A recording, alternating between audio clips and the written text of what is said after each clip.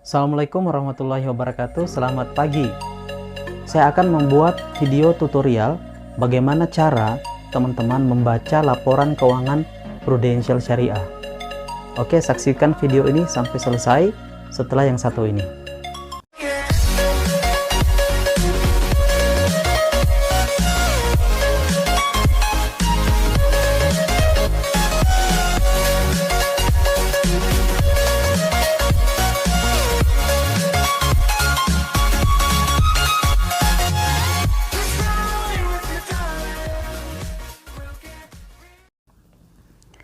Oke teman-teman, kembali lagi saya jelaskan bahwa laporan keuangan prudensial syariah itu teman-teman bisa didapatkan lewat Google, lewat online.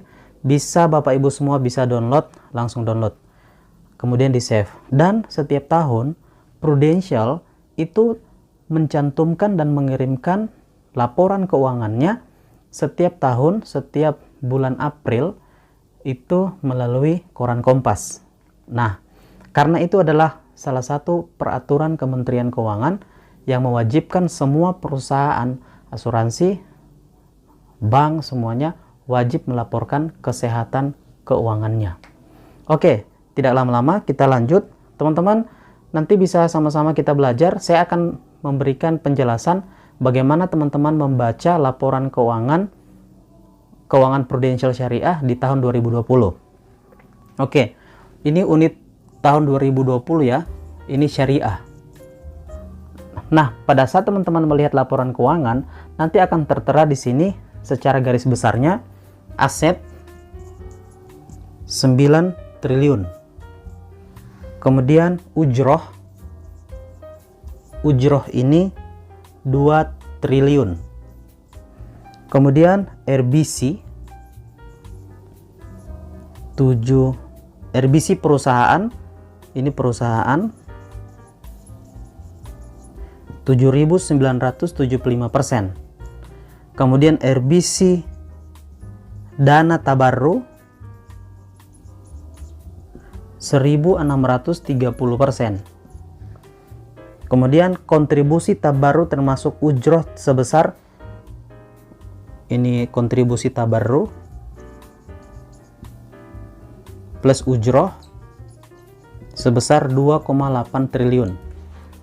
Oke, jadi teman-teman, yang dimaksud dengan, saya akan jelaskan ini dulu, aset 9 triliun ini maksudnya aset seluruh yang dimiliki oleh perusahaan.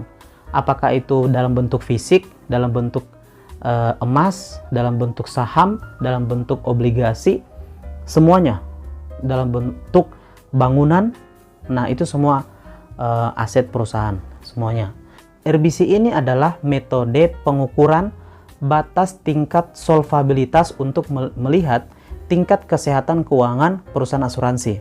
Buka di laporan keuangan prudensial, nanti teman-teman bisa download yang tahun 2020. Nah, teman-teman baca di bagian ini, di bagian pencapaian tingkat solvabilitas. Oke. Nah, ini kita ingin mengetahui kekuatan dan kesehatan perusahaan dari sini. Nah ini teman-teman, yang pertama teman-teman harus tahu ada bagian A. Bagian A di sini aset yang diperkenankan. Ini untuk dana tabarru dan dana tanahud. Dana tanahud ini teman-teman adalah dana kumpulan bersama semua peserta sebesar 1,4 triliun. Oke. Jadi ini dana yang diperkenankan. Ini adalah aset jaminan yang dijamin dan diatur oleh OJK, Otoritas Jasa Keuangan, nomor 71 POJK.05/2016. Setiap perusahaan asuransi syariah harus memiliki yang namanya dana kewajiban ini. Jadi dia wajib memberikan yang namanya dana jaminan. Nah, dana jaminan ini untuk melindungi semua nasabahnya. Ini adalah dana terakhir yang dimiliki perusahaan, maksudnya dalam bentuk yang mudah cair, karena ini bentuknya dalam bentuk obligasi atau deposito gitu. Jadi ini yang melindungi nasabah seluruh Indonesia. Gitu. Nah, aset ini adalah aset yang dipegang atau contoh deposito. 1,4 triliun ini juga didepositokan ke bank milik negara Indonesia. Tidak boleh disimpan ke luar negeri. Sama juga dengan obligasi. Obligasi itu adalah surat utang. Artinya negara Indonesia yang diberikan obligasi. Jadi perusahaan prudensial memberikan dana kepada negara Indonesia dalam bentuk obligasi atau surat berharga. Gitu. Jadi ini jaminan. Nah, perusahaan dihitung sehat atau tidaknya, teman-teman, bukan dilihat dari semua aset 9 triliun ini. Ini adalah aset keseluruhan. Mulai dari yang tadi saya jelaskan. Yang dijelaskan di sini aset sehat atau tidaknya dari dana jaminannya. Nah, di sini teman-teman bisa teman-teman melihat bahwa liabilitas itu adalah semua utang perusahaan. Jadi liabilitas semua utang perusahaan, apakah jangka pendek, jangka panjang di tahun 2020, kemudian jumlah klaim yang dia bayarkan dalam tahun 2020. Di sini ada 542 miliar. Nah, ini jadi di sini untuk unit syariah kekuatannya ada dua, dari dana tabarru dan dana perusahaan. Jadi dana tabarru ini adalah dana kumpulan dari semua peserta, dana sedekah atau dana hibah. Tingkat solvabilitasnya ini adalah sebesar 877 miliar. Jadi intinya setelah aset jaminannya dikurangi dengan liabilitas, dikurangi dengan utang apa semua, pengeluaran dalam tahun 2020, Prudential masih plus 877 miliar. Plus. Oke, tidak defisit.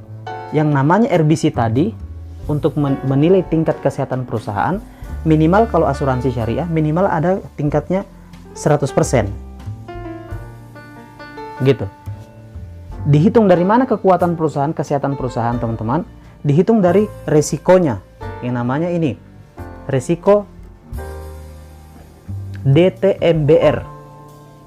Jadi DTMBR itu adalah dana tabarru dan dana tanahut minimum berbasis risiko. Jadi dari sisa uang ini 877 miliar, oke, perusahaan ini punya yang namanya risiko-risiko yang mungkin terjadi di depan. Apakah itu termasuk risiko kredit, risiko likuiditas, risiko asuransi? Di sini risiko pasar tidak ada karena kita memang asuransi syariah di Indonesia sangat baru, jadi dia sangat dibutuhkan dan kita mayoritas muslim. Kemudian risiko operasional. Nah, risiko asuransi ada 37 miliar. Totalnya risikonya 53 miliar. Nah, untuk menghitung tingkat RBC-nya, teman-teman tinggal membagi 877 miliar, sisa tadi 1,4 triliun dikurang liabilitas 542 miliar, tinggal 877 miliar dibagi semua risikonya 53 miliar. Nah, ini akan didapatkan tingkat yang namanya tingkat RBC syariahnya 1000. Maaf, saya tulis di sini ya.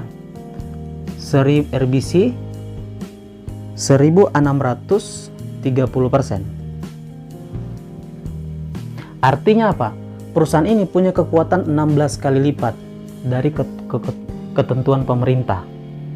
Artinya, perusahaan asuransi syariah Prudential dia punya kekuatan 16 kali lipat untuk membayar yang namanya resiko-resiko ke depan. Gitu. Nah, sebenarnya perusahaan ini punya aset sisa uangnya tadi saja di sini kurang lebih 53 miliar, ini sudah sehat. Tapi perusahaan Prudential punya kelebihan dana 877 miliar. Itu namanya dana safety. Dana jaminannya lebih. Begitu. Makanya tingkat rasio kesehatan perusahaannya itu 1630% atau 16 kali lipat dari ketentuan pemerintah. Seperti itu. Jadi apa? Perusahaan ini sangat kuat, teman-teman. Sangat sehat. Gitu. Nah, ini pun kita tidak menghitung dari aset 9 triliun, bukan. Kita menghitung ini dari aset jaminan. Kemudian dari aset yang diperkenankan oleh pemerintah untuk dana perusahaan 1,2 triliun, tingkat solvabilitasnya yang diperkenankan 1,6 triliun, tingkat solvabilitasnya 1,2 triliun. Kemudian resikonya di sini cuman 15 miliar. Ini malah lebih besar teman-teman. Lebih besar RBC-nya, tinggal teman-teman bagi 1,2 triliun bagi 15 miliar, itu akan didapatkan RBC-nya 7.975%.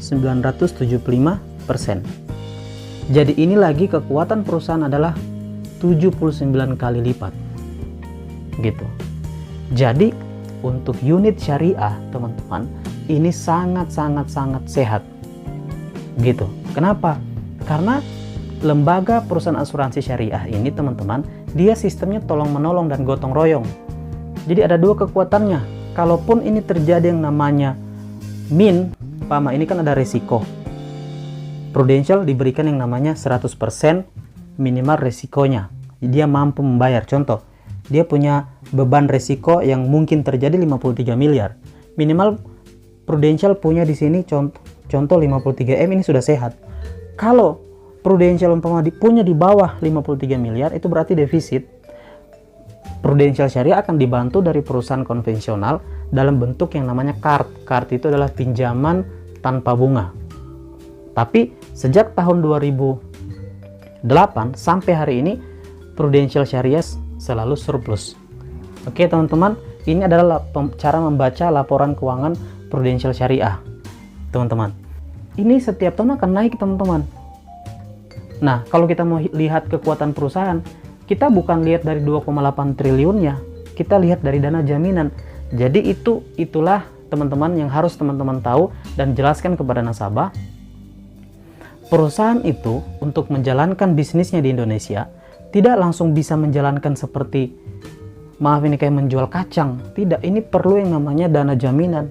Karena ini berbicara tentang keselamatan dan kebaikan jangka panjang. Jadi perusahaan asuransi syariah sudah menjaminkan asetnya 1,4 triliun ke pemerintah. Dan itu diatur oleh OJK, teman-teman. Jadi apa? Kita menyimpan dana kita ke perusahaan syariah itu sangat-sangat aman. Sangat-sangat aman karena sudah terjamin dan kesehatan sangat kuat dan dijamin oleh pemerintah. Oke? Jadi kalau ada teman-teman yang mendengarkan nasabah atau orang lain yang bercerita miring tentang perusahaan asuransi syariah, kata kasarnya negatif-negatif, teman-teman kalau sudah mau lihat video ini, mengetahui cara membaca laporan keuangan, sudah tidak lagi terpengaruh. Oke? Justru kita harus meluruskan, harus memberi pemahaman kepada mereka bahwa tidak seperti itu. Oke teman-teman, semoga bermanfaat. Sampai di sini dulu penjelasan saya. Dukung saya dengan cara teman-teman subscribe video ini, bagikan kepada teman-teman yang membutuhkan. Semoga bermanfaat.